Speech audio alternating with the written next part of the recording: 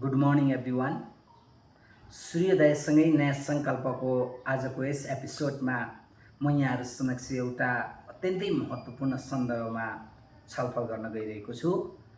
विषय छ 5 cardinal sector of success अथवा 5 सेक्रेट्स अफ सक्सेस। सफल हुने 5वटा रहस्यहरू। 5वटा रहस्यहरूको बारेमा म यहाँहरूसँग चर्चा गर्दैछु। यो अत्यन्तै धेरै उपयोगी छ र दुनियाँका जति पनि सफल मान्छेहरू छन् प्राय सबैले कुनै न कुनै हिसाबले यी सिक्रेट्सहरूलाई युज एन्ड अप्लाई गरेका छन्, भनेको प्रयोग गरेका छन्, कार्यान्वयन गरेका छन्। त्यसकारण म आज यो 5वटा सिक्रेट्स अफ सक्सेसको बारेमा म तपाईहरुसँग चर्चा गर्दैछु। पहिलो कुरा त तपाईँ कुनै बिजनेसम्यान हुनुहुन्छ अथवा कुनै उद्यमशीलतामा आधारित उद्योगहरूमा हुनुहुन्छ अथवा तपाईँ कुनै पनि आफ्नो व्यावसायिक क्षेत्रमा हुनुहुन्छ, केही पनि फरक परेन। तपाईँ जहाँसुकै जुनसुकै क्षेत्रमा हुनुहोस्, चाहे तपाईँ राजनीतिज्ञ हुनुहोस्, चाहे तपाईँको चाहिँ रिसर्चर अनुसन्धानकर्ता हुनुहोस्, जे भए पनि यी 5वटा सिक्रेट्सहरू चाहिँ सफलताका सिक्रेट्सहरू चाहिँ हामी प्रयोग गर्न सक्छौँ, जसलाई सुरुवातमा चाहिँ मैले यसको सार बताउन चाहन्छु। सफलताको सार भनेकै निरन्तरता, क्रियाशीलता र प्रतिबद्धता हो। हरेक काम जुन हामी सुरु गर्छौँ त्यसलाई निरन्तरता दिनु पर्यो, क्रियाशील ढङ्गले त्यसलाई चाहिँ सञ्चालन गर्नु पर्यो र प्रतिबद्ध हिसाबले त्यसलाई गर्नु पर्यो। हामी चाहिँ सुरु गर्ने अनि त्यस पछाडि तपाईँको चाहिँ अलिकति रिस्कहरू भयो भने त्यसलाई छोडिदिने चलन छ, तर त्यसलाई तपाईँको हामी कन्टिन्युटी दिँदैनौँ। जब हामी जस्तासुकै रिस्कहरू आए पनि त्यसलाई कन्टिन्युटी दिने र अलिकति चाहिँ फरक ढङ्गले काम गर्ने सोचाइ अगाडि बढाउनु पर्छ। यिनै विषयवस्तुलाई केन्द्रित गरेर मैले 5वटा सन्दर्भहरू छोटो रूपमा प्रस्तुत गर्छु। पहिलो चाहिँ अवसरलाई चिन्ने। अवसरलाई चिन्ने भन्नाले हामीसँग यति धेरै अवसरहरू छन्। मैले त हमेसा भन्ने गरेको छु, life is a oceans of the opportunity. जीवन अवसरै अवसरको समुद्र हो।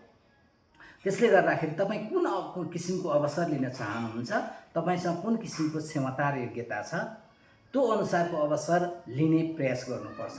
तपाईँले एक किसिमको चाहिँ अवसर लिन चाहनुहुन्छ तर त्यसमा तपाईँको पूर्णता छैन भने आफूसँग के कुरा तपाईँको चाहिँ पूर्णता छैन, त्यो पूर्णता गर्नुपर्छ। त्यसकारण पहिले हामी योग्य हुने, त्यस पछाडि चाहिँ तपाईँको चाहिँ प्रस्ताव गर्ने, भनेको पहिले योग्य हुने त्यसपछि इच्छा जाहेर गर्ने। त्यो कुरालाई हामीले चाहिँ एकदमै महत्त्वका साथ लिनुपर्छ। दोस्रो भनेको चाहिँ सकारात्मक सोच र विश्वास। मैले हमेसा भन्ने गरेको छु, a positive mindset transform ordinary situations to extraordinary opportunity. हामीसँग पोजिटिभ थिङ्किङ छ भने, सकारात्मक सोचाइ छ भने हामी साधारण अवसरलाई पनि असाधारण अवसरमा रूपान्तरण गर्न सक्छौँ। त्यसकारण positive thinking is most important, भनेको यो चाहिँ अत्यन्तै महत्त्वपूर्ण हुन्छ भन्ने कुरालाई हामीले ध्यान दिनुपर्छ। त्यस पछाडि सृजनशील र नयाँ आइडिया उत्पादन गर्ने, भनेको अहिलेको दुनियाँले के खोजेको छ, दुनियाँको निड्स के छ, आवश्यकता के छ, त्यो अनुसार आफ्नो व्यवसाय र आफूलाई अगाडि बढाउन सकियो भने हामी जहाँसुकै पनि विश्व बजारमा बिक्री हुन सक्छौँ। र विश्व बजारमा हामी तपाईँको चाहिँ एडजस्ट, बिक्रीमा मिन्स हामी एडजस्ट हुन सक्छौँ। त्यस पछाडि धैर्य र असफलताबाट सिक्ने। कहिलेकाहीँ तपाईँको चाहिँ असफलताहरू हुन सक्छन्, तर त्यो असफलतासँग नअत्तिने।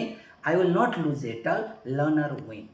कि म जित्छु कि सिक्छु, अथवा कि म सक्छु कि त तपाईँको नयाँ कुराहरू चाहिँ प्राप्त गर्छु, कि म सफल हुन्छु कि त नयाँ कुरा सिक्छु भन्ने हिसाबले चाहिँ पोजिटिभ हिसाबले सोच्नुपर्छ। त्यस पछाडि अर्को चाहिँ निर्णय क्षमता र समयको व्यवस्थापन। कहिलेकाहीँ रिस्क त्यो चाहिँ यति महत्त्वपूर्ण कुरा हुन्छ कि जोखिम मोल्ने कुराहरू, त्यो जोखिम मोल्ने सन्दर्भमा हामीले त्यसको चाहिँ दीर्घकालीन असर, त्यस पछाडि त्यसले पार्ने विभिन्न प्रभाव, यी समग्र कुराहरूलाई चाहिँ मध्यनजर गरेर हामीले चाहिँ निर्णय लिन सक्नुपर्छ। हामीले बेलामा निर्णय लिन सकेनौँ भने फेरि त्यो चाहिँ हतारमा निर्णय गरेर फुर्सदमा पश्चाताप गर्ने जस्तो हुन्छ।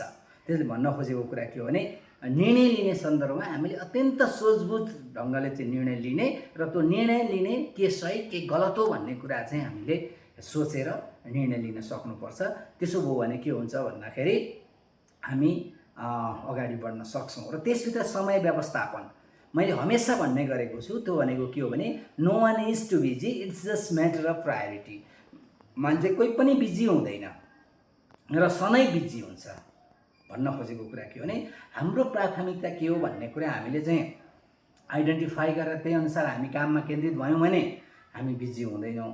तर हाम्रा चाहिँ काम चाहिँ असरल छन् अनि हामीले त्यसको प्राथमिकता गर्न सकेनौँ भने यो गर्ने कि त्यो गर्ने कि भनेर हामीले काम गर्दा गर्दै हामी since morning to evening busy हुन्छौँ अनि परिणाम पनि हाम्रो चाहिँ भने जस्तो आउँदैन। त्यस कारण गर्दाखेरि हामीले चाहिँ हरेक कामको प्राथमिकता निर्धारण गर्ने, कुन कामलाई पहिलो प्राथमिकता दिने, कुन काम चाहिँ सबभन्दा मोस्ट इम्पोर्टेन्ट हो, त्यो हिसाबले चाहिँ कार्ययोजना बनाउने, टु डु लिस्ट तयार गर्ने, ब्लुप्रिन्ट प्लानहरू बनाउने अनि त्यसका आधारमा काम गरियो भने निश्चय नै सफल हुन्छ। र दुनियाँका जति पनि सफल मान्छेहरू छन् यो सूत्रलाई उनीहरूले अवलम्बन गरेका